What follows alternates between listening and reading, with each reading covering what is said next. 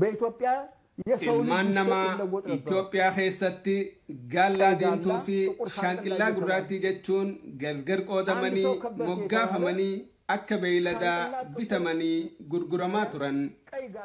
Kanneen dur gaallaa diimtuu jedhaman irra Oromoo jedhaman. Namni intala maatii dureessaa fuudhuu barbaade intala fuudhuuf gabra gaallaa diimtuu yookiin shaanqillaa gurraattii dhiheessuu qaba.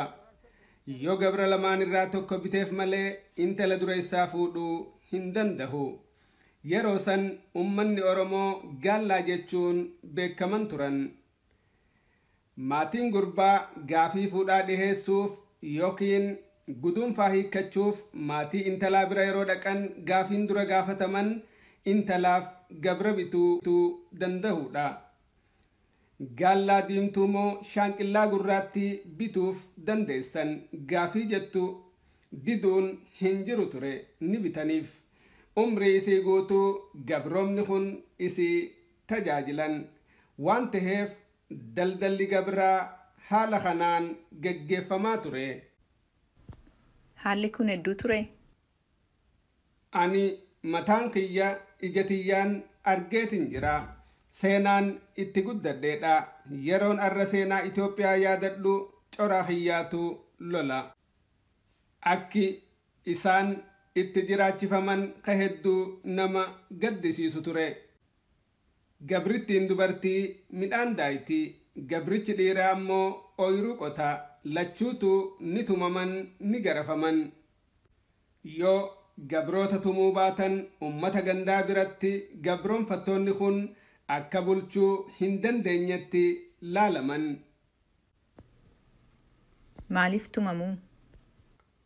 Waan kana taheef gabroomni ni tumaman ni hidhaman seeraatu akkasi ture. Osuma daayituu waan ajajamte cufa osuma hojjettu ji'a keessaa guyyaa tokko gooftoliin gabroota isaanii garafuu qabu.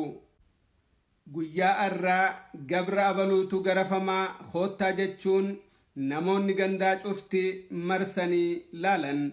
Anis taa'ee laalaa ture. Ha garafamtu dirqama raawwatuu hanqattee yookiin waan balleessite qabaattee osoo hin taane seera waan taheefi. Abalu gabra yeroo tumu akka gaaritti garafa jechuudhaan dinqisiifama. Ani mataan kiyya ragaadha. Umriin tiyya bara 90. Kun waan ani ijaan arkeedha.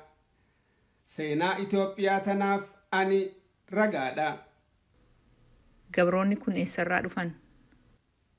Biyya Oromoorraa achi dhaqanii Oromoota humnaan ukkaamsanii fidan. Humnaan immoo humnaan ukkaamsanii fiduu?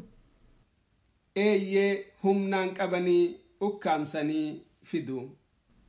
Kanneen shanqallaa jedhamanoo? Shaanqillaan lixa aduu Suudaan Quwaaraa bakka Imbulbul jedhamtu jira.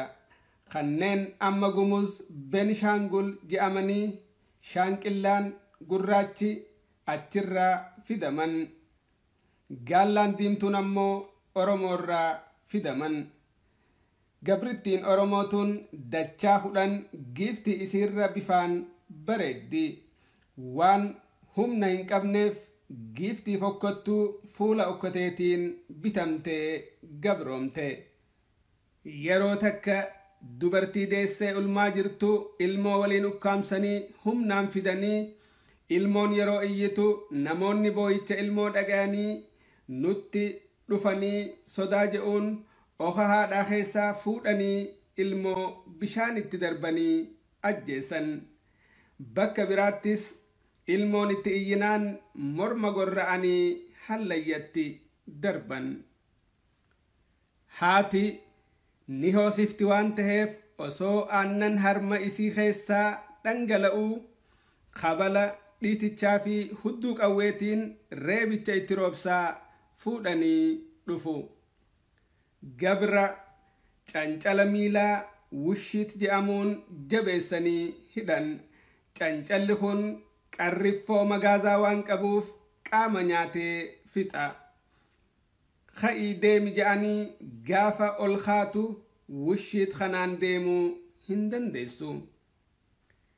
Gatan tartee hofti. Ka'ii je'anii kabalaan dha'u. Miilli isii cancala dhiphaasaniin hidhamee ciccitee dhuma. Namoonni gandaa cufti arra gabraatu tumama jechuun yaamama. Harki isii bitaa fi mirgatti funyoon dhifamee hidhama. Yeroo 40 garafamti. Yeroo kana gogaan qaamaa irraa qunca'ee bubu'a. Gabrittiin abbaa jechuudhaan iyyiti. Isaan ammoo itti bashannanan. Namni tokkolleen hin dhaabsisu. Itti gammadu ni burraaqan ni dhiichisan. Akka ibidda azaabaa zalilii hammeenyaa itti roobsan. Rifeensi isii waan bareeduuf daldaltoonni tun gabraa miti je'anii nurraa bituu didan je'anii sodaatu. Kanaaf sadarkaa namummaarraa gad buusanii rifeensaa fi qaama balleessanii bulguu fakkeessanii gurguran. Kana malees akka dubbachuu hin dandeenyetti arraba gabritti qoreedhaan wawwaraanu. Kunoo hin argitanii afaan Amaaraa dubbachuu hin beeytu. Gabra afaan hidhaati jechuun gurgurtaaf dhiheessu. Arrabni isii madaa waan ta'eef inni bituu dhufe akka isiin itti haasoytu laalee dhuguma gabra afaan hidhaati je'ee hubata. Afaan Amaaraa yoo haasoyte gabra ta'uu hin dandeessu waan je'aniif hin bitanii. Gabra fakkeessuuf waan hunda irratti ni raawwatan. Akkanatti ilmi namaa Xoobbiyaa keessatti bitamee gurguramaa ture.